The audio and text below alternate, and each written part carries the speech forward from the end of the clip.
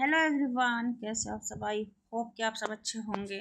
तो हम कर रहे हैं यूनिट 7 इकाई इकाई जो हमारी साथ लगी हुई है हिंदी कहानी। तो हम एक कहानी हर एक दिन करेंगे, प्रत्येक दिन। चंद्रदेव से मेरी बातें आज हम करने वाले हैं। हमारी पहली कहानी है जो कि चंद्रदेव से मेरी बातें कहानी है। ये राजेंद्र बाला घोष की है, जिसे हम बंग महिला के नाम से जानते हैं। यूजीसी नेट में ये हमारे सिलेबस में लगा हुआ है। चंद्रदेव से मेरी बातें, राजेंद्र बाला घोष जी का। तो देखते हैं चंद्रदेव से मेरी बातें कहानी, यूनिट 7। राजेंद्र बाला घोष का जन्म 1882 ईस्वी में वाराणसी में हुआ था। इन्हें बचपन में रानी या चारुबाला के नाम से पुकारा जाता था। इनका विवाह पूर्ण चंद्रदेव के साथ हुआ था, जो 1904 ईस्वी से 1917 ईस्वी तक बंग महिला की रचनाएं विभिन्न पत्रिकाओं में प्रकाशित होती रही। हिंदी कहानीकारों में बंग महिला का नाम आदर से लिया जाता है। बंगला में परवासनी के नाम से लिखती थी। ये हिंदी में बंग महिला के छद नाम से लिखती थी। दुलाई वाली है जो 1907 ईस्वी में प्रकाशित हुई थी। ये दुलाई वाली कहानी, और ये सरस्वती पत्रिका में प्रकाशित हुई थी। भाई बहन है जो 1908 ईस्वी में प्रकाशित है। बाल प्रभाकर पत्रिका में प्रकाशित है। हृदय परीक्षा है जो 1915 ईस्वी में प्रकाशित हुई थी। ये सरस्वती पत्रिका में प्रकाशित हुए थे। चंद्रदेव से मेरे बातें कहानी पहले निबंध के रूप में 1904 की सरस्वती पत्रिका में प्रकाशित हुई थी। बाद में इसे कई पत्रिकाओं में कहानी के रूप में प्रकाशित किया गया। लक्ष्मी सागर वैष्णव जी ने अपने निबंध नवनीत में लिखा है, चंद्रदेव से मेरी बातें कहानी नई एक निबंध है। इसने लिखा था, नवनीत में लिखा था। लक्ष्मी सागर वैष्णव जी ने निबंध नवनीत में लिखा है, चंद्रदेव से मेरी बातें कहानी है, जो कहानी नहीं एक निबंध है। इस कहानी में कलकत्ता शहर का वर्णन किया गया है, जिसमें लेखिका चंद्रदेव से प्रार्थना व कुछ सवाल करती है। वे इस कहानी में लॉर्ड कर्जन के प्रशासन पर व्यंग्य के साथ साथ भारत की आर्थिक, सामाजिक, राजनीतिक, जातिगत पक्षधारा का वर्णन विषय बन गया है। मुख्य बिंदु: यह पत्रात्मक शैली में लिखी पहली कहानी है जिस पर शिव शंभू के चिट्ठे निबंध का प्रभाव देखा जा सकता है। बंग महिला ने इस कहानी में अर्थनीति और राजनीति को केंद्र में रखकर तत्कालीन वायसराय लॉर्ड कर्जन और उसकी व्यवस्था पर व्यंग्य किया गया है। पदोन्नति के लिए सिफारिश और चाटुकारिता का वर्णन किया गया है। इसमें तत्कालीन समय के सामाजिक, राजनीतिक तथा आर्थिक समस्याओं का चित्रण है। बंगाल विभाजन सरकार के स्तर पर 1903 में शुरू हो चुकी और 1904 में तत्कालीन अंग्रेजी सरकार के द्वारा यह विचार जनता के सामने प्रकाशित हुआ था। बंग महिला ने बंगला साहित्य का हिंदी अनुवाद किया, जो कई पत्र पत्रिकाओं में प्रकाशित हुआ। इस रचना में हिंदी, अंग्रेजी और हिंदी के तत्सम शब्दों की बहुलता है। इस कहानी में देश की बदहाल आर्थिक दशा और देश में फैली बेरोजगारी एवं नारी के साथ साथ अमानवीय व्यवहार का भी जिक्र है। सन 1911 में नागरी प्रचारणी सभा वाराणसी से प्रकाशित उनकी पुस्तक कुसुम संग्रह में संकलित है। इस संग्रह का संपादन आचार्य रामचंद्र शुक्ल ने किया था। इस कहानी में लेखिका संवादात्मक शैली में चंद्रदेव से मेरे बातें करती है। पात्र हैं जैसे लेखिका, चंद्रदेव, चित्रगुप्त, धनवंतरी, लॉर्ड कर्जन। तो मूल कहानी का हम सारांश पढ़ने वाला हैं। जैसे भगवान चंद्रदेव आपके कमलवत कोमल चरणों में इस दासी का अनेक बार प्रणाम।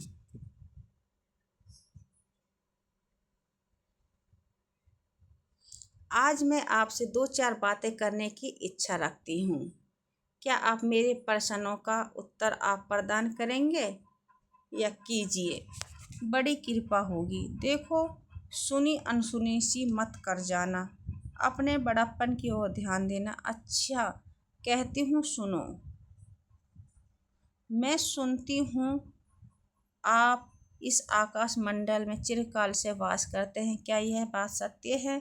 यदि सत्य है तो अनुमान करती हूँ कि इस सृष्टि के साथ ही साथ अवश्य आपकी सृष्टि हुई होगी। तब तो आप ढेर दिन के पुराने बूढ़े कहे जा सकते हैं। आप इतने पुराने हैं तो सही, पर काम सदा से एक ही और एक ही स्थान में करते आते हैं।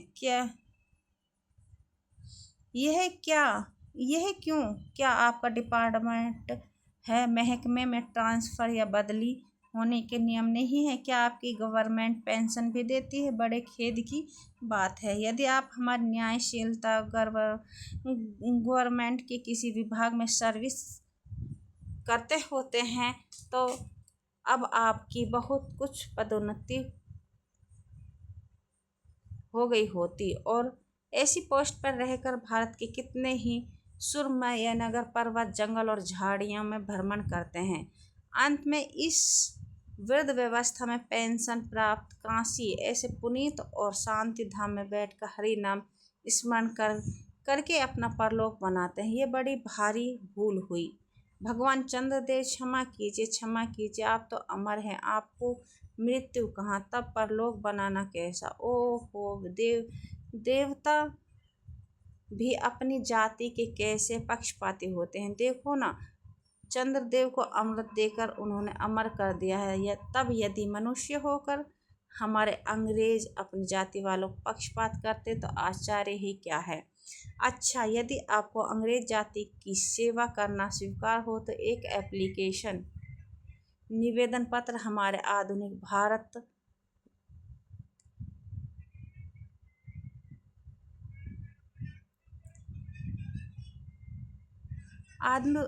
भारत प्रभु लॉर्ड कर्जन के पास भेज दे। मैं आशा है कि वे आपके आदरपूर्वक अवश्य आह्वान करेंगे, क्योंकि आप अधम भारतवासियों के भांति कृशांग है ही नहीं जो आपको अच्छी नौकरी देने में उनका गौरांग जाति कुपित हो उठेगी। और फिर आप तो संयोग, कार्यदक्ष, परिश्रमी, बहुदर्शी, कार्यकुशल और सरल स्वभाव महात्मा हैं।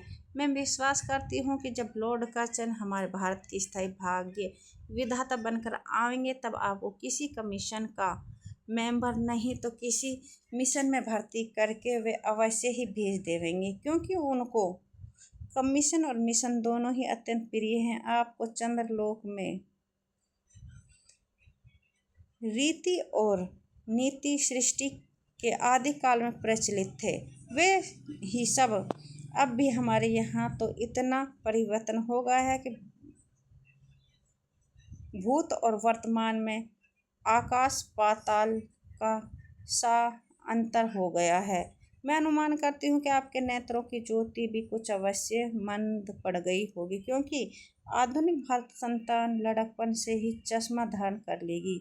इस कारण आप हमारे दीनहीन क्षीण पर भारत को उतनी दूर से भली भांति ना देख सकते होंगे। अतः एवं आपसे सादर कहती हूँ कि एक बार कृपा कर भारत को देख तो जाइए। यदि इस बात को जानती हूँ कि आपको इतना अवकाश कहाँ, पर 8वें दिन नहीं तो महीने में एक दिन अर्थात अमावस्या को तो आपको हॉलीडे छुट्टी अवश्य ही रहती है। यदि आप इस दिन चाहे तो भारत भ्रमण कर जा सकते हैं। इस भ्रमण में आपको कितने ही नूतन दृश्य देखने को मिलेंगे, जिसे सहसा देखकर आपकी बुद्धि जरूर चकरा जाएगी। यदि आपसे सारे हिंदुस्तान का भ्रमण शीघ्रता के कारण ना हो सके तो केवल राजधानी कलकत्ता को देख लेना तो अवश्य ही उचित है।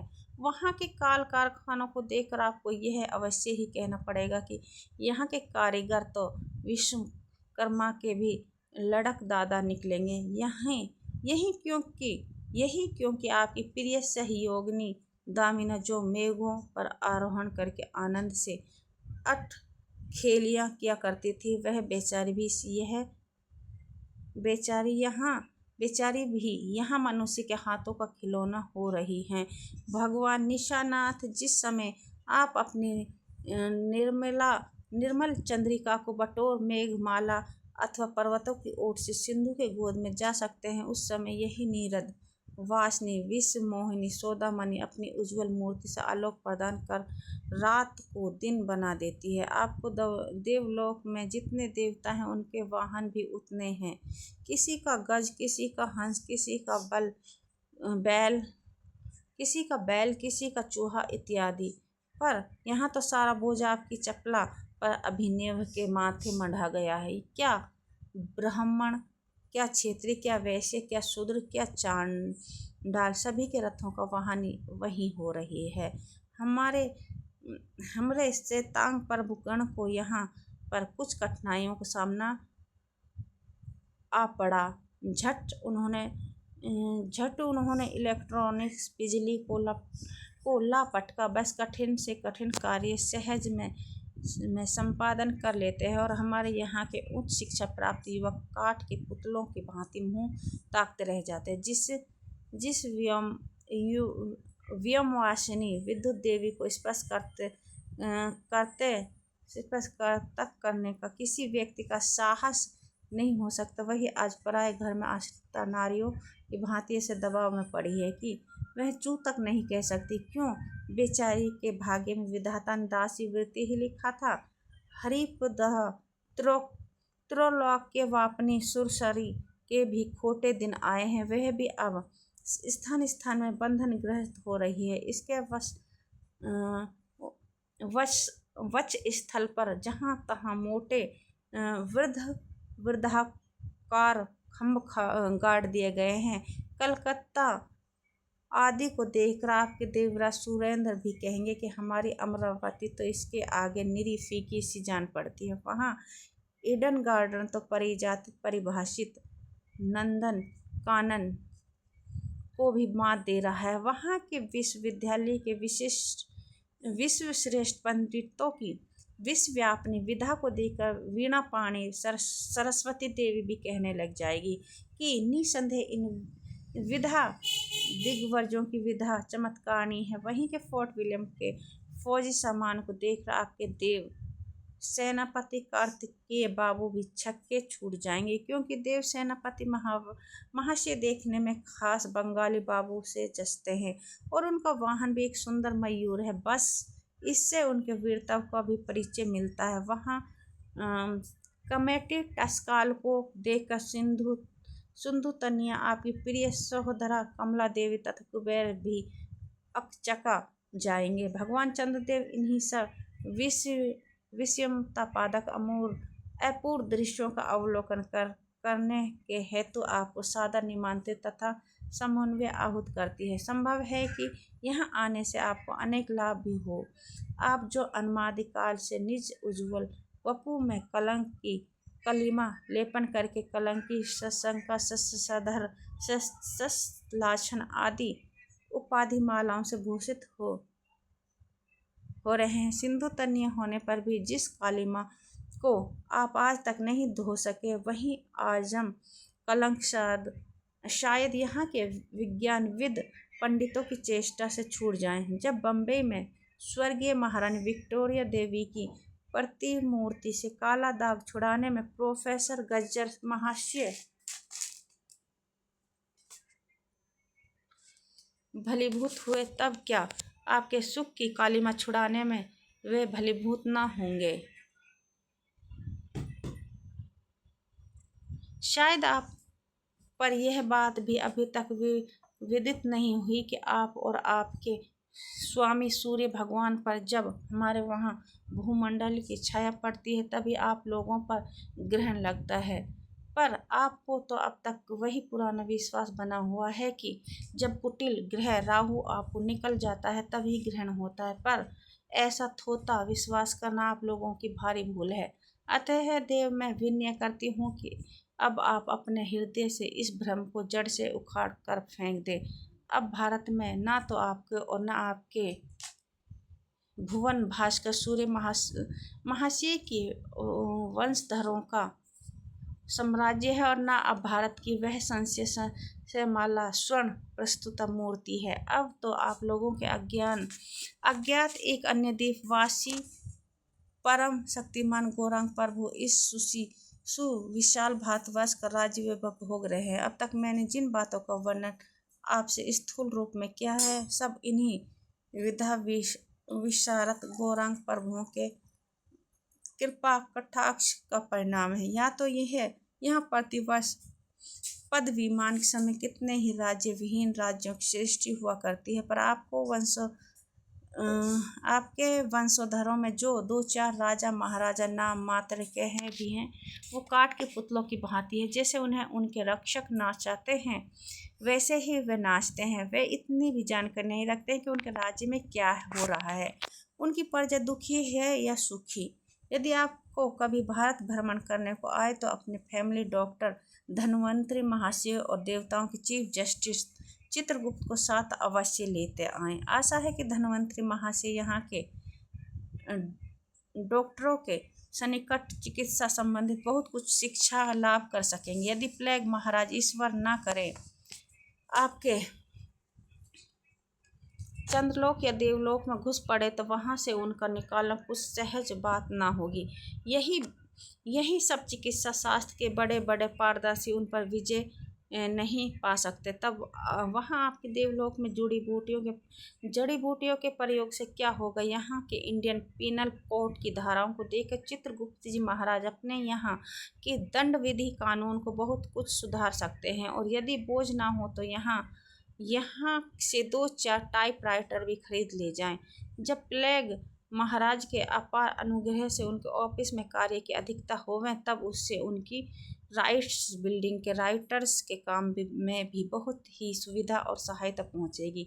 वे लोग दिन का काम 2 घंटे में कर डालेंगे। अच्छा, मैं अब आपसे विदा होती हूँ। मैंने तो आपसे इतनी बातें कही, पर खेद है आपके उनके अनुकूल या प्रतिकूल एक बात का भी उत्तर ना दिया। परंतु आपके इस मनोबल को मैं स्वीकार का सूचक समझती हूँ। अच्छा, तो मेरी प्रार्थना को कबूल करके एक दफ़ा यहाँ आज्ञा जरूर। एक बंग महिला, जो कि ये हमारे लिए इम्पोर्टेंट्स हैं। तो ये हमारी कहानी कंप्लीट होती है। चंद्रदेव से मेरी बातें, जो कि राजेंद्र बालाजी की है। तो ये हमारी आज की एक कहानी है, जो कि यूनिट 7 में UGC नेट में 21 कहानियाँ लगी हुई हैं। तो रोज़ हम एक कहानी करेंगे। ये आज की हमारी पहली कहानी है। तो क्लास को देखते रहिए, लाइक कीजिए, शेयर कीजिए और सब्सक्राइब कीजिए।